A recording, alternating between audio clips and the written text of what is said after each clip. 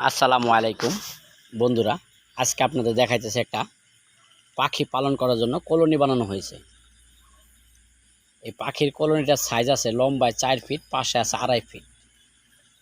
আর এই কলোনিটার উচ্চতা আছে 3 ফিট, পায়া ছাড়াই। পায়া সহ উচ্চতা আছে 3.5 ফিট, কারণ পায়া দেওয়া হয়েছে 6 ইঞ্চি। কলোনি আছে 3 ফিট। দুই সাইডে দুইটা দরজা দেওয়া হয়েছে, শাটারিং দরজা দেওয়া হয়েছে। এটার ভিতরে পাখি পালন করবে। পাখি ব্রিডিং বক্স দেওয়া হয়েছে সাইড দিয়ে পাখির জন্য। দেখেন,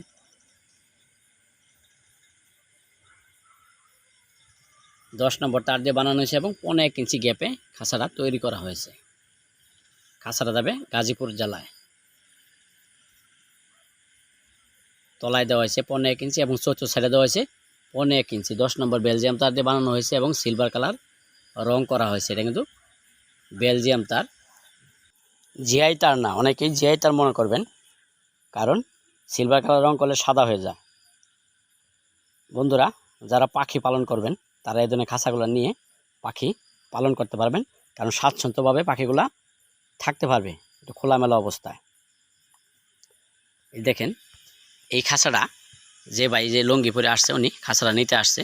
আমরা ইনশাল্লাহ ডেলিভারি দিয়ে দিব। চাইলে কিন্তু এই খাঁচাটার ভিতরে আপনারা কবুতরের ধাপড়ি হিসাবেও ব্যবহার করতে পারবেন, দরজাটা একটু বড় করে।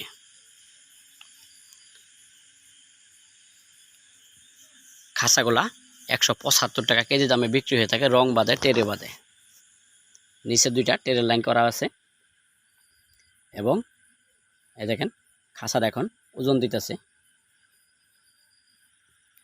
ওজন দিয়ে উনি নিয়ে যাবে। এই যে লঙ্গি ভরা বাইডার খাঁচা।